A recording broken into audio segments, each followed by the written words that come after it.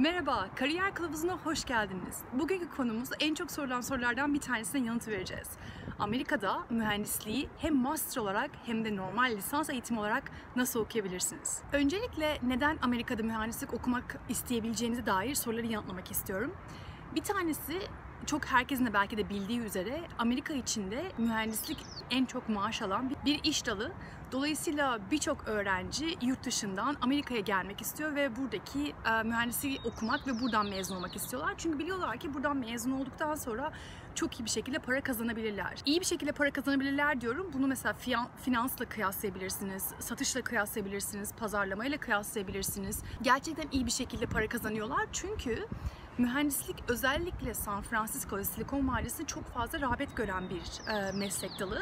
Özellikle yazılım ve kodlama üzerine ilerliyorsanız olabildiğince sizden talep gelecektir mühendis olmanıza dair. Türkiye'den buraya gelecekseniz ve Amerikan vatandaşlığınız doğuştan yok ise, ki biliyorsunuz bazı aileler buraya gelip doğuruyorlar. Bu video tamamen yabancı öğrenciler için, yani Türk vatandaşı olup Amerika'da okumak isteyenler için yapılan bir video.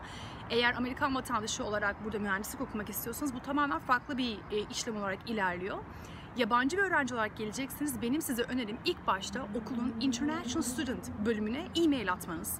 Ya da onları, eğer İngilizceniz yeterliyse, onları arayabilirsiniz. Ve onlara bu başvuru süreci hakkında bilgi almak istediğinizi, prosesin nasıl ilerlemesi gerektiğine dair bilgiler alabilirsiniz. Ve gerçekten çok yardımcı oluyorlar. Ama olur da bir ajans ilerleyecekseniz ajans zaten sizin bütün istediklerinizi yapıyor olacaktır. Hangi mühendislik dalları Amerika'da iyi para getiriyor ondan bahsedelim. Şu anda en çok ilerleyen mühendislik dallarından bir tanesi Mechanical Engineering, Electrical Engineering, Chemical Engineering ve en son olan Nuclear Engineering olarak geçiyor. Bunların Türkçelerini aşağıda ekleyeceğim. Ve aynı zamanda çok bilinen ilk 3 üniversitenin bölümlerini de aşağıda link olarak ekleyeceğim ki kendiniz de gidip bakabilmeniz için.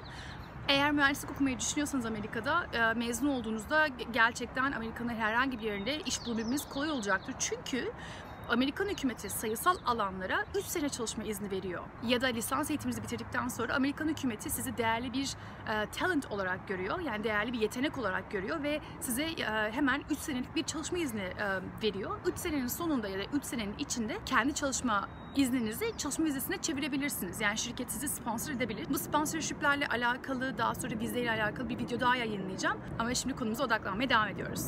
Lisans eğitimi için eğer buraya gelmek istiyorsanız kesinlikle Amerika'nın belirlemiş olduğu SAT sınavına girmeniz gerekiyor. Yabancı öğrenci olduğunuz için de TOEFL sınavını vermeniz lazım. Bazı okullar diğer yabancı dil sınavlarını da kabul ediyor. Onları da buraya bu şekilde ekleyeceğim görebilmeniz için. Fakat TOEFL'a girerseniz aslında sizin için daha yararlı olur. Çünkü bazı okullar yabancı dil sınavlarını kabul etmiyorlar. Amerika'nın genel geçer kabul ettiği ve çoğunlukla birçok okulun okey dediği, yani tamamdır evet ben bunu kabul ediyorum dediği sınav TOEFL sınavı. Bu sınava girdiğiniz zaman, yani SAT ve TOEFL sınavına girdiğiniz zaman bazı okullar aslında sizin matematik ve fizik üzerine bir sınava daha sizi tabi tutabilir. Çünkü dersler çok fazla yoğun olarak, sayısal olarak ilerliyor bildiğiniz üzere, yani Türkiye'de de aynı şekilde böyle. O yüzden bu sınavlara gireceğinizi şimdiden göz önüne almanız lazım. Benim size önerim lise zamanında, yani lise 2 ya da lise 3 zamanında çalışmaya başlamanız ve bu sınavlar için destek almanız. Bu lisans eğitimi için. Master eğitimi için aslında bu kadar çok yoğun çalışmanıza gerektiğini düşünmüyorum. Çünkü lisans zamanında 4 sene boyunca Türkiye'de geçireceğiniz için ve kendinizi geliştireceğiniz için aldığınız dersleri bir şekilde toplamanız gerekiyor. Çünkü belki master'a saydırabilme imkanınız var başvurduğunuz okula göre. O yüzden benim size önerim olabildiğince notlarınızı yüksek tutmanız. Çünkü lisans eğitimini bitirip buraya master için geleceksiniz. Notlarınızı yüksek tuttuğunuz zaman bu dersleri saydırma imkanınız daha da yüksek olacaktır. Ve bu durumda eğer burssuz geliyorsanız çok da fazla para harcama durumunuz olacaktır. O yüzden notlarınızı yüksek tutmaya çalışın. Şimdi okul seçimiyle alakalı size bilgi vermek istiyorum. Okul seçimi gerçekten çok önemli. Bana çok fazla soru geliyor. Yani hangi okulu tavsiye ediyorsunuz diye. Benim size önerim, bütün başvurularınızda Amerika'da bulunan ilk 20 üniversiteye kesinlikle bir göz atmanız. Onların mühendislik alanında neler istediklerini, oraya nasıl girebileceğinize dair bilgiler toplamanız. Çünkü her okul ve gittiğiniz eyalet farklılık gösterecektir. Öylesine, yani başarısız devlet üniversiteleri de var ya da başarısız özel üniversiteler de var.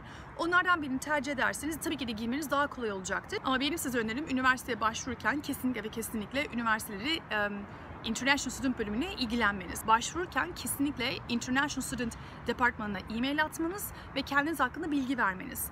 E-mail attığınız zaman sadece ben sizin üniversiteniz hakkında bilgi istiyorum tarzı bir e-mail yazmayın çünkü size geri dönmeyeceklerdir. Öncelikle kendinizi tanıtın. Nerede okuduğunuzu, geçmişinizin nasıl olduğunu, Amerika'ya neden gelmek istediğinizi ve bu şekilde üniversite hakkında araştırmalar yaptığınızı ve bu üniversiteden bilgi almak istediğinizi. Kesinlikle üniversite hakkında birazcık araştırma yapın e-mail atmadan önce çünkü cevaplarınızı aslında web sitesinde bulabilirsiniz. O yüzden benim size önerim başvurunuz yaklaştığı zaman üniversiteye ulaşmanız ki bu şekilde en azından onlardan birebir bilgi alabilirsiniz. Gelelim en iyi mühendislik okullarına. En başarılı mühendislik okulları arasında birinci sıra MIT olarak geçiyor. MIT Üniversitesi'ne eğer merak ediyorsanız bu kanalda bir tane video göreceksinizdir. Mühendislik bölümlerini de gezmiştim o videoda. Üniversite hakkında da bilgi vermiştim. Size yararlı olacağını düşünüyorum. O yüzden MIT'yi kesinlikle düşünmenizi öneririm.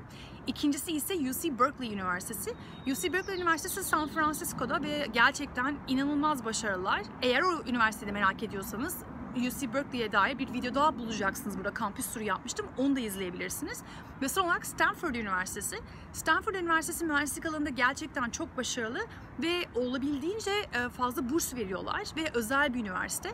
Eğer kıyaslamak gerekirse MIT ile Stanford Üniversitesi'ni Türkiye'deki Bilkent gibi düşünebilirsiniz ve UC Berkeley Üniversitesi'ni ODTÜ gibi düşünebilirsiniz. Hem seviye olarak hem de normal özel ve devlet üniversitelerindeki farkı anlayabilmeniz için.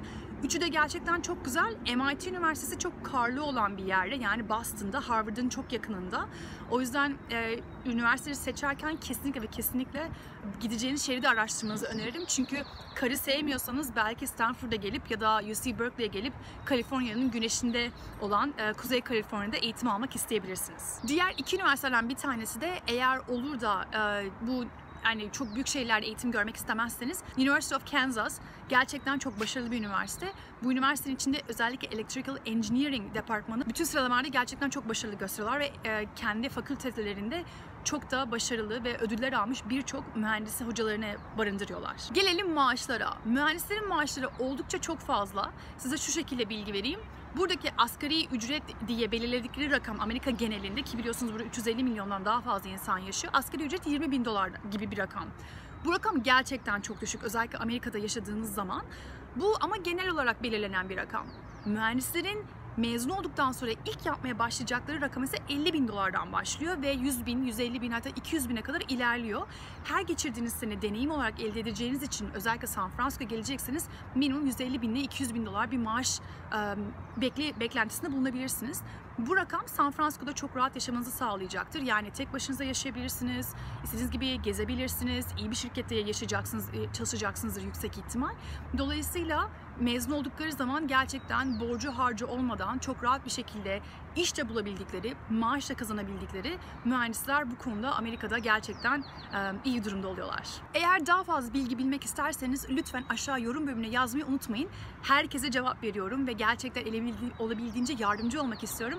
Son bir hatırlatma daha. YouTube artık duyuru bölümünü kapatmış durumda. Dolayısıyla sadece abone ol bölümüne tıkladığınız zaman bu videolardan artık haberdar olmuyorsunuz. O yüzden aşağıda bulunan çana tıkladığınız zaman yeni videolardan haberdar olacaksınızdır. Desteğiniz için, güzel yorumlarınız için, her şey için çok teşekkür ederim. Haftaya yeni bir videoda görüşmek üzere. Kendinize çok iyi bakın.